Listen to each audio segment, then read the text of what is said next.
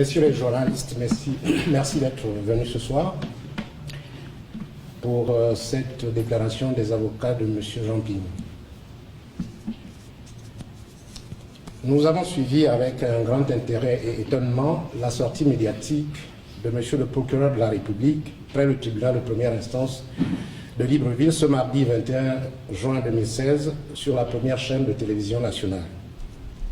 Dans sa déclaration, il prétend que les propos et comportements de M. Jean Ping portent gravement atteinte à la sécurité, à l'ordre public et appelle la population à la haine, à la désunion des citoyens et à braver l'autorité de l'État.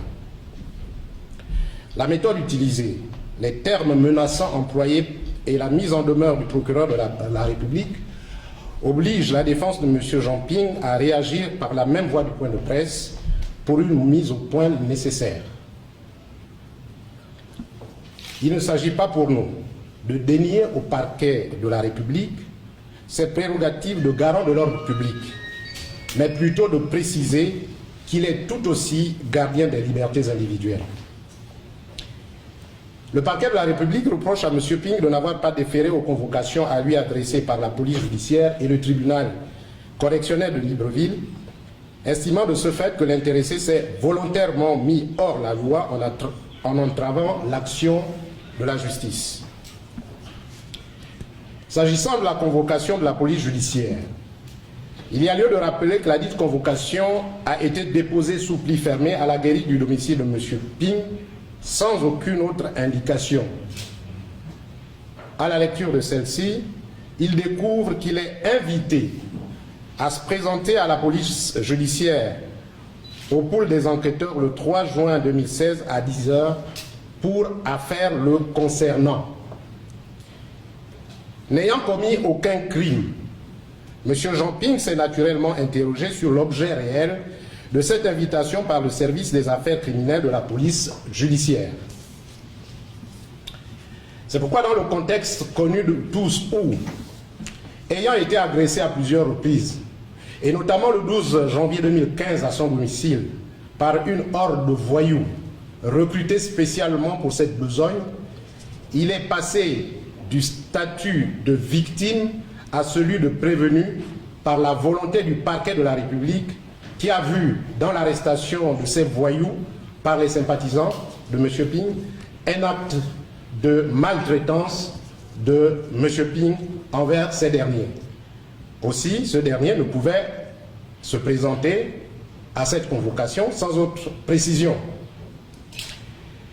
C'est le lieu d'ailleurs de se demander pourquoi les officiers de police judiciaire, dans le cadre de leur mission normale, ne se sont pas donné la peine de remettre la convocation à M. Ping en main propre et lui indiquer clairement l'objet de cette invitation.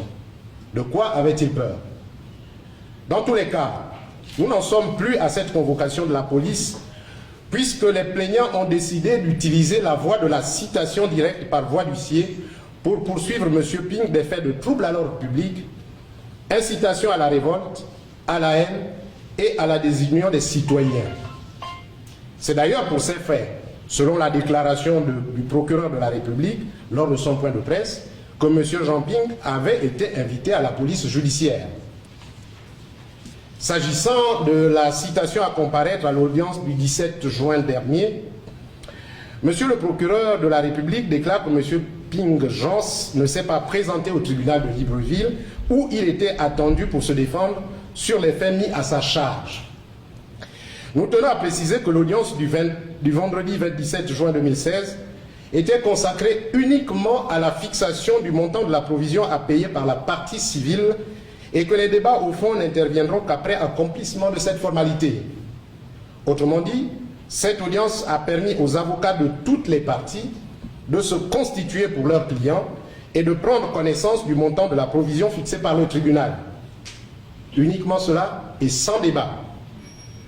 C'est pourquoi l'absence de M. Ping, mais également celle des parties civiles que sont le gouvernement de la République et M. Ali Bongo Ondimba, n'avait aucune incidence sur le déroulement de cette audience. Tirant prétexte de ces faits, M. le procureur de la République met en demeure M. Ping d'avoir à comparaître comme prévenu à la prochaine audience.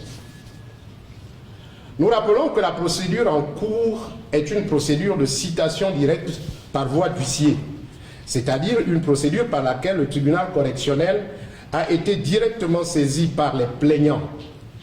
Dans ce cas, le ministère public par le procureur de la République est partie jointe au procès, comme les parties civiles, comme le prévenu, et il suit de là que cette mise en demeure, selon nous, à notre humble avis, n'était pas nécessaire au stade actuel de la procédure de citation directe par voie d'huissier, surtout pas par la méthode qui a été utilisée d'une déclaration dans les médias, que les faits qu'il impute à M. Ping seront de toutes les façons débattus de manière contradictoire devant le tribunal correctionnel, et que c'est le tribunal correctionnel qui jugera de la culpabilité ou non de M. Ping.